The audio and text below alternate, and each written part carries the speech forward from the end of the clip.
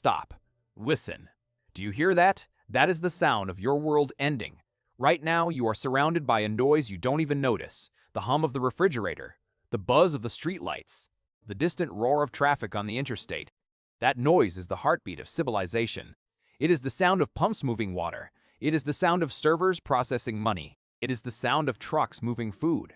We call this the grid. You think it is a fortress. You think it is strong. You are wrong. The grid is not a fortress. It is a glass jaw, and it is about to break. Most of you watching this are preparing for the wrong war.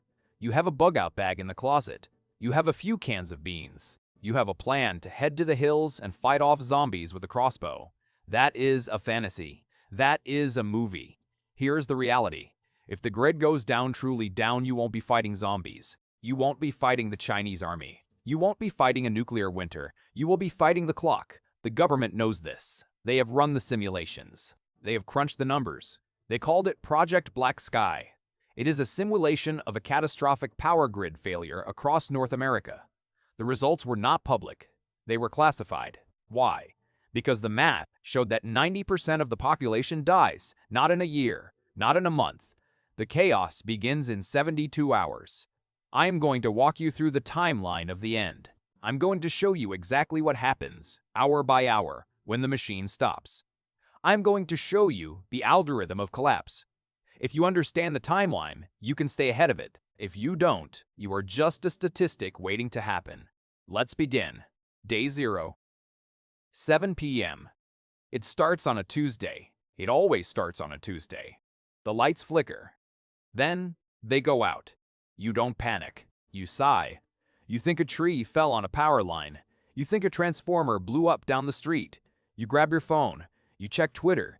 You check the local news app, but the screen is blank. The cell towers have battery backups, but they are overloaded instantly. Everyone in your city is trying to make a call at the exact same second. The network crashes. You are now in what intelligence agencies call the zero box. You have no information coming in. You have no information going out. You are blind. Outside, the first cracks appear. Traffic lights run on the grid. When they die, every intersection in America becomes a four-way crash site. We call this the steel cage. Within 15 minutes of the blackout, the highways are not roads anymore. They are parking lots. Modern cars are full of computers. If the event was an EMP, electromagnetic pulse, those cars are dead metal. If it was a cyber attack, the cars work, but they have nowhere to go. The commuters are trapped. They are sitting in their leather seats, listening to static on the radio, waiting for police who are not coming. But the real danger isn't on the road. It is in your walls. Your water pressure is powered by electric pumps. Most water towers rely on gravity, but they need electricity to be refilled. When the pumps stop, the clock starts. You have maybe 12 hours of water pressure left. After that, the taps run dry. The toilets don't flush. And here is the mistake that kills the first wave of people. Normalcy bias. Normalcy bias is a mental trap. It is your brain trying to protect you from fear. You sit in the dark. You tell yourself, it will be back on in an hour. You tell yourself, the government is fixing it. You tell yourself, I don't need to fill the bathtub with water. That's paranoid. You drink the cold beer in your fridge. You go to sleep. You just made a fatal error. While you are sleeping, the golden window is closing. The golden window is the first 6 hours. This is the only time you can move freely. This is the only time the mob is asleep. While you are sleeping, the automated systems are failing. The just-in-time delivery trucks rely on GPS. The GPS relies on ground stations. The ground stations rely on power. The trucks stop. The grocery stores have no backroom stock. What you see on the shelves is all they have. We call them museums of food. They look full, but they are fragile. By the time the sun rises on day 1, the supply chain is dead. It isn't paused. It is broken. And you are waking up to a silent house. The fridge is getting warm. The tap is dripping.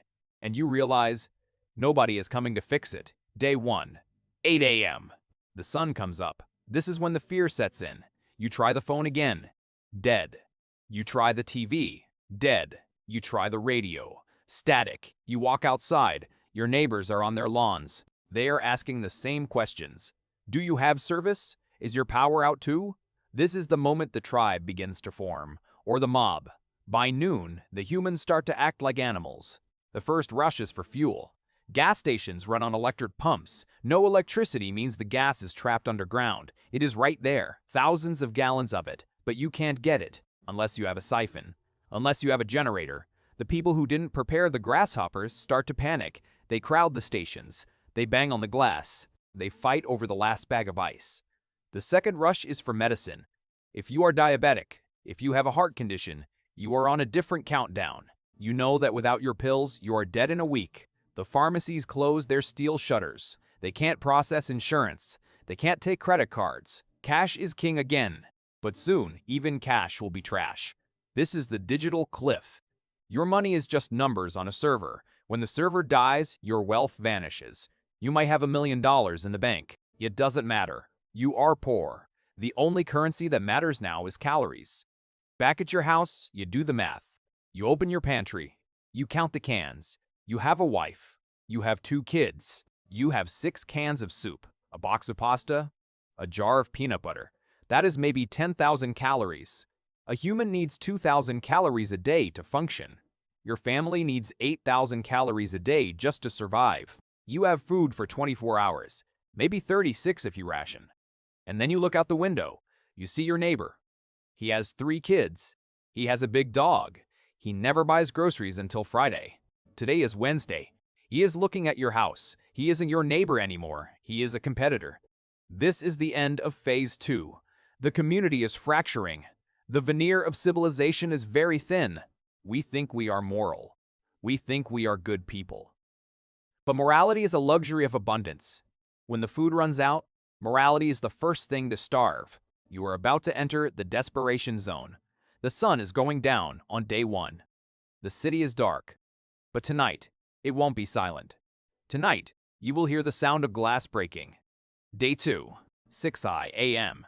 The sun rises again, but this morning is different. Yesterday, there was confusion. Today, there is anger. You wake up thirsty. You go to the sink. You turn the handle. Nothing comes out. Just a hollow hissing sound. The pipes are empty. This is the moment the rule of 3 becomes real. You can survive 3 weeks without food. You can survive 3 days without water. You are now 36 hours in. You are halfway to the danger zone. But the immediate threat isn't dehydration. It is sanitation. In a city of 1 million people, everyone flushes the toilet 5 times a day. That is 5 million gallons of sewage. Without electric pumps, that sewage doesn't move. It backs up. It sits in the pipes. It spills into the streets. The city begins to smell. It smells like waste. It smells like unwashed bodies. It smells like fear. You look out the window. You are waiting for the sirens. You are waiting for the National Guard trucks. You are waiting for the police. They are not coming. This is a phenomenon known as the blue flu. Police officers are human. They have wives. They have children. They have pantries that are empty.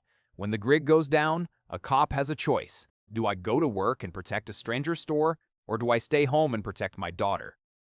They choose their families. 90% of the force simply doesn't show up. The badge means nothing when the stomach is empty. You are on your own. Day 2. 2 p.m. The looting changes. Yesterday, people were stealing TVs and sneakers. That was recreational looting. That was stupid. Today, the looting is tactical. Groups of men are moving through the streets. They are not breaking into Best Buy. They are breaking into pharmacies. They are breaking into grocery stores. They are breaking into houses. They are looking for calories. And here is where you make a mistake. You are hungry. You decide to cook the pasta you found in the pantry. You boil the last of your bottled water. You open the sauce. The smell of cooked food drifts out of your window. In a starving city, the smell of garlic and tomato sauce is a beacon. It travels for blocks. You just announced to the wolf packs that you have resources. You just painted a target on your front door. This brings us to the most critical concept of day 2, light discipline and scent discipline. If you light a candle at night, a sniper can see it from a mile away. If you cook food during the day, a looter can smell it from 3 streets away. You must become a ghost. You must eat cold food. You must stay in the dark. If they know you are there, they will come, and they will have numbers. Day 3, the break. 72 hours. This is the breaking point. This is a timeline where the black sky simulation turns red. Most people have not had a drink of water in 24 hours. Their lips are cracked. Their heads are pounding. Dehydration causes confusion. It causes aggression. The logic center of the brain shuts down. The reptile brain takes over. Your neighbor, the nice guy who borrowed your lawnmower, is now dangerous. He is watching his children cry for water. He knows you'll have a swimming pool, or a rain barrel, or just a few cases of Dasani in your garage.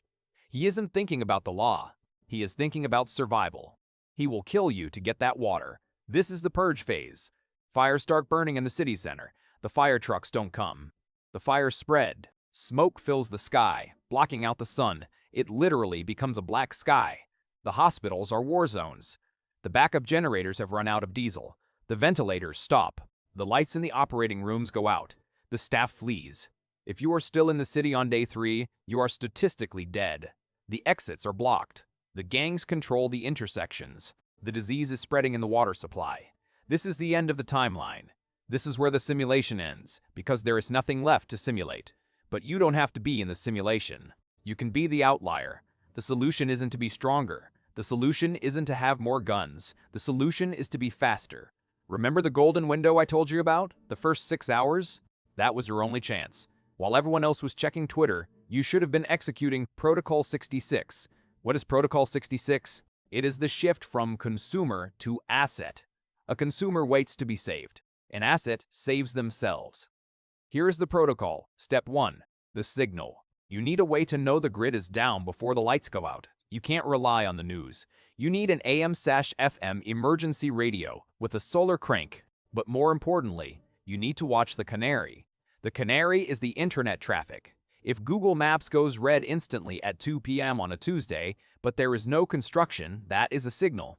If your cell service drops to 3G, that is a signal. Step 2. The cash out. In the first hour, credit cards still work in some places because of offline batch processing. Go to the ATM. If it works, drain it. Go to the gas station. Fill the car. Fill the spare cans. Buy everything. Don't save money for next month. There is no next month. Step 3. Water logic. Forget the bottled water aisle. Everyone runs there. Go to the hardware aisle. Buy 5-gallon buckets. Buy heavy-duty trash bags. Buy the camping water filters. Run home. Line the bathtub with the trash bag because the drain leaks. Fill it. Fill the buckets. You now have 100 gallons of water while your neighbors are fighting over a 12-pack of Aquafina. Step 4. The blackout curtains. You don't want to sit in the dark? Fine. But no one outside can see your light. Tape heavy wool blankets over the windows. Use duct tape. Seal the cracks. Inspect it from the outside. If you see a single photon of light escaping, fix it. Step 5. The weapon. You might hate guns. You might think they are dangerous. In a grid-down scenario, a gun is simply a tool that allows you to say no. When the mob comes for your water, you cannot reason with them. You cannot call 911. You can only speak the universal language of force. If you don't have a weapon, you are gathering supplies for the man who does. The choice is yours. The timeline I just gave you isn't fiction. It is the mathematical certainty of a fragile system. The lights are on right now. The water is running. The internet is working. You have time. But you don't have much time. But you don't have much time. Look at your watch. The clock is ticking. When the screen goes black, will you be a victim or will you be ready? Subscribe. Watch the signals. We see the storm before it hits. Eyes on the horizon. If you survive the purge of day 3, do not celebrate. You have simply survived the human threat. Now, you face the industrial threat. This is the chapter of the black sky simulation that FEMA redacted. They call it Station Blackout. There are 92 active nuclear reactors in the United States. When the grid goes down, these reactors automatically scram. They shut down the reaction. They are safe. For now. But the fuel rods, the nuclear waste, must be kept cool. They sit in pools of water. That water is cycled by electric pumps. When the grid dies, the pumps die. The backup diesel generators will run for 3 to 7 days. Day 7. The diesel runs out. The pumps stop. The water in the cooling pools begins to boil. When the water boils off, the zirconium cladding on the fuel rods ignites. It releases cesium-137. It's not a nuclear explosion. It's a dirty fire. The wind picks up the radioactive smoke and carries it hundreds of miles. If you bugged out to a farm 50 miles downwind of a reactor, you think you are safe. You have your beans. You have your solar panels. But on day 10, the Geiger counter starts clicking. You can't see the threat. You can't shoot the threat, but your farm is now a cancer ward. This is why location is not just about population density, it is about industrial toxicity. But radiation isn't the only thing leaking. Let's talk about the cage break. The United States has the highest incarceration rate in the world, 2 million prisoners. When the power fails, the magnetic locks on the cells default to safe or locked, depending on the facility. But the guards, they faced the blue flu on day 2. They went home. By day 5, the prisoners have not eaten. They have not had water. One of two things happens. Either they die in their cells, creating a massive disease vector, or they break out. A medium security prison is just a building. Without electricity, the fences aren't electrified, the cameras are blind, the motion sensors are dead. If you live within 20 miles of a correctional facility, you are not living near a prison. You are living near a starving army. These are men who understand violence better than you do. They understand hierarchy. They will form raider tribes instantly. They will not ask for your food. They will take your house, and they will keep you as inventory. And finally, the threat that has killed more humans than all wars combined: dysentery, cholera, typhoid. By day 10, the sewage system has completely backed up. People are drinking from creeks, ponds, and rain barrels that have been contaminated by waste. In the 19th century, cities were death traps because of water. We fixed that with chlorine and electricity. When the electricity goes, we go back to the 19th century. If you do not have a way to boil water, if you do not have a stockpile of bleach or calcium hypochlorite, you are dead. It doesn't matter if you have a sniper rifle. It doesn't matter if you have a bunker. One sip of bad water and you are incapacitated. In a survival scenario, diarrhea is terminal. It dehydrates you faster than you can rehydrate. You become weak. You become a target. This is the secondary cascade. Most preppers fantasize about the gunfight. They fantasize about defending their perimeter. They don't fantasize about dying of dehydration in a pool of their own waste because they didn't stockpile $5 worth of bleach. The Black Sky simulation predicts that 40% of the casualties in the first month are not from violence. They are from hygiene. And this brings us to the most dangerous enemy of all, your own mind. By day 14, the adrenaline has worn off. The reality has set in. The power is not coming back. The government is gone.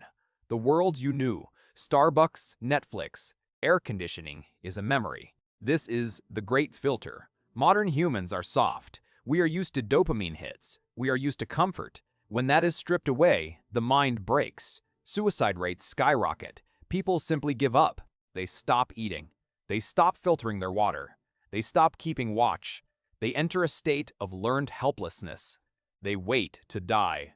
But you are different. You are watching this video. That means you are already running the simulation in your head. You are inoculating yourself against the shock. While they are grieving the old world, you will be building the new one. But you can only do that if you survive the first 72 hours. Which brings us back to the solution, the protocol. We have talked about the timeline. We have talked about the threats. But there is one variable we haven't discussed: you. I have analyzed thousands of survival plans. I have looked at the bug-out bags of men who think they are ready, and I see the same 5 mistakes over and over again. These are the death traps. These are the lies that Hollywood and the prepper industry have sold you. If you believe these lies, you will die with a closet full of gear that you don't know how to use.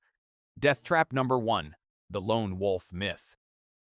You have seen the movies. The hero walks through the wasteland alone. He trusts no one. He sleeps with one eye open. In the real world, the lone wolf is the first to die. A human being must sleep for 6 to 8 hours a day. If you are alone, that means for 30% of the day, your security is 0. You have no perimeter. You have no warning. A wolf pack of free-starving men with baseball bats will beat one Navy SEAL who is asleep in a sleeping bag. You do not need a bunker. You need a tribe. You need a shift schedule. You need 24-hour eyes on the perimeter. If you haven't identified 3 to 5 people you trust with your life right now, your plan is already a failure. Death trap number 2, the gold delusion. I see comments all the time. I'm buying gold coins. I'm buying silver bars. Let me ask you a question. It is day 14. My children are starving. You come to my house and offer me a shiny piece of metal in exchange for my last can of peaches. Do you think I want the metal? You can't eat gold. You can't shoot gold. You can't burn gold for heat. In the initial collapse phase, gold is heavy rocks. It is useless. The only trade items that matter are consumables: alcohol, coffee, antibiotics, batteries, 22 ammunition. These are the items that desperate men will trade for. If you are stacking silver but you don't have a stockpile of cheap vodka and instant coffee, you understand economics, but you don't understand survival. Death trap number 3, the fortress fallacy. You think your home is your castle. You boarded up the windows. You reinforced the door. You are going to hunker down and fight off the world. Here is the physics of a siege. If I want you out of your house, I don't need to storm the front door. I don't need to get into a gunfight with you. I just need to climb onto your roof and block your chimney, or toss a Molotov cocktail through a second-story window. Fire is the ultimate siege breaker. If you turn your house into a fortress, you have just built your own oven. The goal is not to defend a fixed position forever. The goal is to appear empty.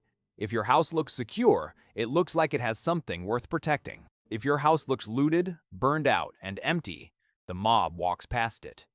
Gray man camouflage is better than steel bars. Death trap number 4, the tactical fetish. You have an AR-15. You have a plate carrier. You have night vision. You look like a Call of Duty character. But do you have a spare tooth-filling kit? Do you have antibiotics for a strep throat? Do you know how to treat a sprained ankle? History tells us that in war, disease kills more soldiers than bullets. In a grid-down scenario, a simple cut on your finger from opening a rusty can will get infected. Without antibiotics, that infection turns to sepsis. Sepsis kills you in 3 days. You are walking around with $5,000 worth of tactical gear, but you are going to die because you didn't spend $20 on Neosporin and amoxicillin. Death trap number 5, the go bag lie. You have a backpack. It weighs 60 pounds. It has a tent, a sleeping bag, an axe, a stove. You plan to walk into the woods and live off the land. Have you ever tried to hike 20 miles with a 60-pound pack? Have you ever tried to catch a squirrel or a deer in an area where 10,000 other people are also trying to catch the same deer? The woods will be stripped bare in 2 weeks. The wild is not a pantry. It is a starvation trap. Unless you have pre-positioned caches buried in the ground, unless you have a destination with a renewable food source, walking out the door is suicide. Most people who bug out will simply become refugees. They will die on the side of the road, exhausted, dehydrated, and easy targets. The reality check. I tell you this not to mock you. I tell you this to save you. Survival is not about buying things. It is about skills. Can you start a fire without a lighter? Can you suture a wound? Can you fix a generator? Can you talk a desperate man down without shooting him? The hardware eventually breaks. The software, your brain, is the only thing that lasts. So, before we get to the protocol, the specific steps you need to take right now, I need you to throw away the fantasies. Stop trying to be a hero. Start trying to be a ghost. A hero dies in the first act. A ghost survives to the end. Now let's look at the solution. We have discussed when the collapse happens. Now we must discuss where it hits hardest. In military strategy, there is a concept called a choke point. This is a narrow geographic location that controls the flow of an entire army. If you control the choke point, you control the war. In a grid-down scenario, America is nothing but a series of choke points. And if you are living inside one, you are already trapped. Let's look at the map through the eyes of a logistician, the island trap.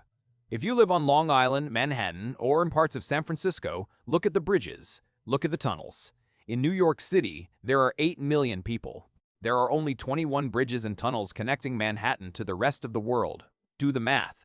If the grid goes down, the bridges lock up within 30 minutes. Abandoned cars, accidents, police barricades. Manhattan becomes a prison. 8 million people fighting over a 3-day supply of food with no way out. The water surrounds you, but you can't drink it. The bridges surround you, but you can't cross them. If you live on an island, even a metaphorical island like a peninsula, you must leave before the first hour is up. If you wait for the news to tell you to evacuate, you are swimming home. The desert mirage, Las Vegas, Phoenix, Tucson. These cities are monuments to man's arrogance. They exist only because we pump water uphill for hundreds of miles using massive electric turbines. We turn the desert into an oasis using energy. When the energy stops, the oasis turns back into a desert. In Phoenix, the ambient temperature in the summer can hit 115 degrees. Without air conditioning, glass skyscrapers turn into solar ovens. The internal temperature can hit 130 degrees. You cannot survive that. You cannot tough it out. Your body will shut down. If you live in the Southwest, your water doesn't come from the sky. It comes from a pipe. And that pipe is powered by a grid that just failed. You have 72 hours to leave the desert, or the desert takes you back. The medicine corridor. Here is a fact that terrifies the Pentagon. 90% of the raw materials for American antibiotics come from China. They arrive in ports on the West Coast. They travel by truck across the Rockies. If the trucks stop, the medicine stops. If you live in the Rust Belt or rural Appalachia, you are far from the ports. You are at the end of the supply chain. In normal times, being rural is good. It means you are away from the mobs. But if you depend on insulin, dialysis, or heart medication, being rural is a death sentence. The pharmacies in small towns get restocked once a week. The pharmacies in big cities get restocked daily. The small towns run dry first. The highway graveyards. Look at the interstate highway system. I-95 on the East Coast, I-5 on the West Coast. These are the arteries of America. In a collapse, they will clot. If your escape plan is, I will jump in my truck and drive to my cabin, you are assuming the roads are open. They won't be. They will be filled with millions of other people who had the exact same idea at the exact same time, and they will run out of gas. A highway filled with cars out of gas is the world's largest barrier. You cannot drive through it. You cannot drive around it. You will be forced to abandon your vehicle. You will be forced to walk. And now, you are a refugee on foot, carrying a backpack, walking past thousands of desperate people who are watching you. This is why the golden window matters. You must move when the roads are flowing. Once they clot, the game changes. You are no longer a driver. You are a hiker in a hostile environment. The solution? Topography. So where should you be? You want to be in the Goldilocks zone. Not so close to the city that you get the first wave of refugees. Not so far into the wilderness that you starve or freeze. Not so dependent on a bridge that you get trapped. You want the edge of the suburbs. The places where the houses stop and the farms begin. This is where the food is grown. This is where the water tables are accessible by hand pumps. This is where the population density drops, but you are not completely isolated. In the simulation, the highest survival rates were found in small communities of 5,000 to 10,000 people, located 50 miles away from a major metro area. Close enough to have supplies, far enough to be ignored by the Golden Horde. Check your map. Are you in a choke point, or are you in the Goldilocks zone? Geography is destiny. Don't fight the terrain, you will lose.